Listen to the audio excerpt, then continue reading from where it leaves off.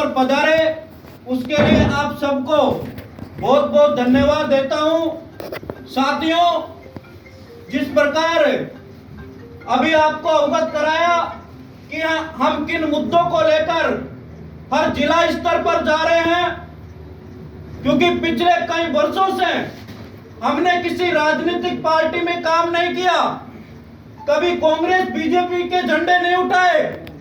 अगर झंडे और जूती चप्पल उठाई है तो कर्नल बैसला की उठाई है।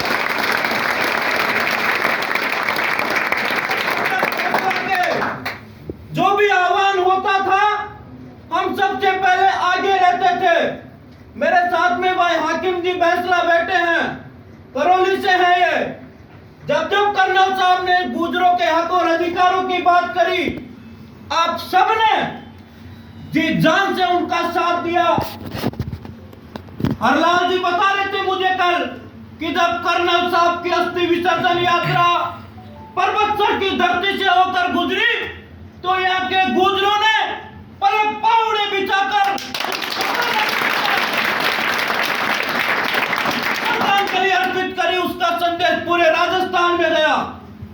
साथियों, भाई गोगराज जी ने, जो हमारे पुराने संघर्ष के साथी है, इन्होंने काफी मेहनत करी। भाई गिरधारी जी और युवाओं के हृदय सम्राट राजेश जी प्रधान प्रतिनिधि रहे हैं।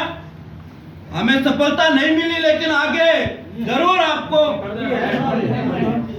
हाँ, प्रधान जी साहब, कानाराम जी, दिलीप जी, बोधूराम जी तंवर, गोपाल जी साहब और नेकाड़ी साहब और तमाम युवा साथी, हम पूरे राजस्थान में जो 2019 में कर्नल बैसला ने रेल रोको आंदोलन से सरकार से समझौता किया था, जिस समझौते पर कर्नल साहब के हस्ताक्षर है, बड़े दुर्भाग्य के साथ मुझे कहना पड़ रहा है कि सरकारों ने वो समझौता आज तक भी लागू नहीं किया।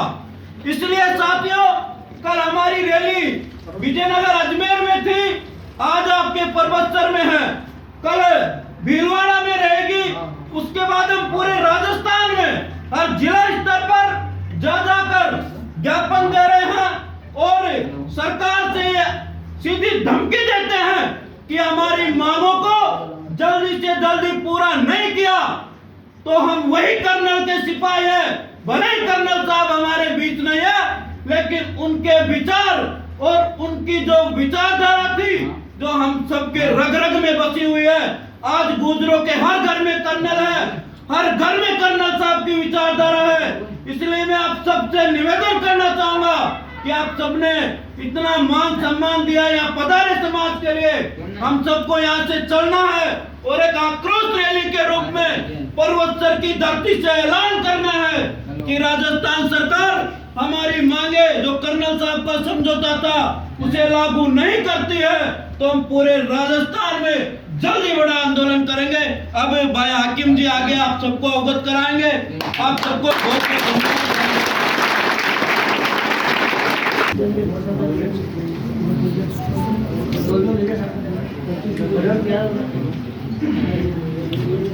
आज इस मीटिंग में मेरे सामने विराजमान राजेश जी प्रधान साहब, गोगराज जी, हरलाल जी, दिलीप जी, कानाराम जी, हंसराज जी, गोपाल जी और मेरे छोटे भाई गोपाल बस्ती, आप सब लोगों का नाम लेने में तो 1 घंटा निकल जाएगा और तब तक आप लोग पायलट साहब के दीवाने इतना मुझे बर्दाश्त नहीं कर पाओगे, है ना?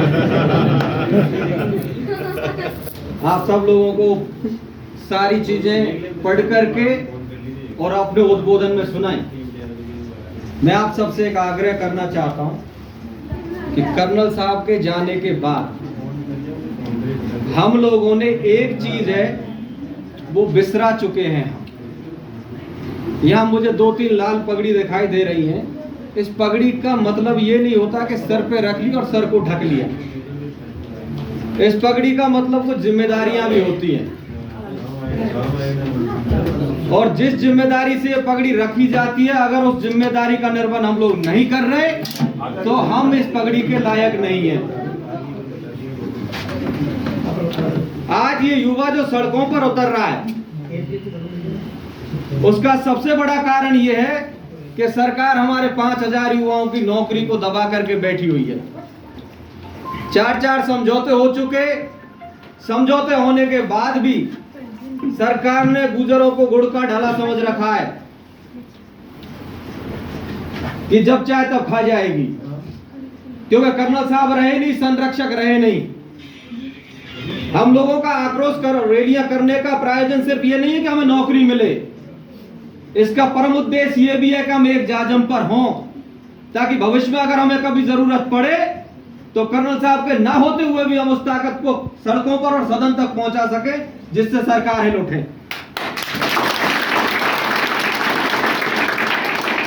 पर्वत सर की पावन धरा से आप सबको मैं आह्वान करना चाहता हूं कि जब तक हमें ये 5000 नौकरियां नहीं मिल जाएंगी, इन 12 बिंदुओं की पालना नहीं हो जाएगी, जिले वाइज तो हम लोग जा ही रहे हैं, तहसीलों पे जा रहे हैं, हो सकता है फिर से दोबारा हम आपके बीच में आए। हम लोग लड़ेंगे, डटे रहेंगे जब तक कि हमारे युवाओं के भविष्य का सही तरीके से फैसला नहीं हो जाता। आज हर आदमी, पहले तो 5 साल में बड़े बुजुर्ग कहते थे चुनाव आते हैं, अब तो रोज चुनाव आते हैं। सुबह चूल्हे से लेकर चौपाल तक एक ही बात चलती है, ये फलानी पार्टी में, ये ढमकानी पार्टी में, ये उसका नेता, ये उसके पीछे। पूरे समाज जनों से आग्रह करना चाहता हूं, इस राजनीति को एक अलग तरीके से रखो, क्योंकि आपकी सामाजिक एकता छिन्न भिन्न हो रही है। प्रधान जी चाहे किसी भी पार्टी में हो, किसी भी दल में हो, है तो मेरे रक्त से ही, है तो मेरे कुल के ही। अगर ये पार्टियां बांटने का काम करती है तो हम एक ऐसी सामाजिक व्यवस्था सुदृढ़ करें कि हम एक जाजम पर बैठकर फैसले ले सकें। और आज चुनावी साल है, सब लोग जितने भी बड़े बड़े नेता हैं सब एमएलए के टिकट में लग गए, समाज जाए चूल्हे में कुएं में। हम लोगों को सड़क पर नहीं उतरना पड़ता अगर हमारा काम हो जाता तो, लेकिन लग ऐसा नहीं रहा, क्योंकि गहलोत साहब हठ धर्मिता करके बैठे हैं, कई चीजों पे हठ धर्मिता करके बैठे हैं। लेकिन आज इस आक्रोश रैली के माध्यम से और सोशल मीडिया के माध्यम से गहलोत जी मैं आपको चेताना चाहता हूं, अगर आप हठ धर्मी हैं तो गुजर आपसे 4 गुना हठ धर्मी है। हम हमारा हक हर हालत में लेकर के रहेंगे। आप सभी साथी बड़े शांतिपूर्ण तरीके से यहाँ आक्रोश रैली का आयोजन में चलें। एसडीएम साहब को हम लोग ज्ञापन देंगे, की भी इच्छा है।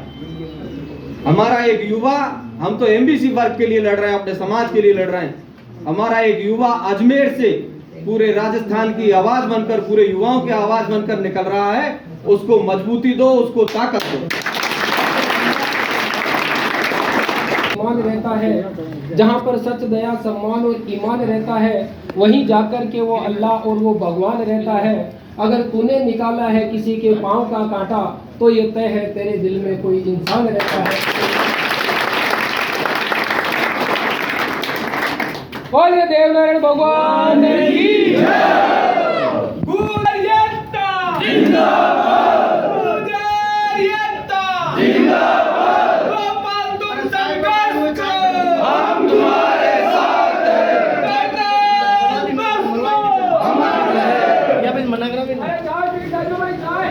चाय मंगवा दी यार, अरे चाय आवे पे दादा, चाय को मतलब मंगवाई ली चाय पी चलो जी। अजी बेटा आगे पी लीजिए, यहाँ पे रोड को नीचे पी लीजिए, आराम से आवे चाय।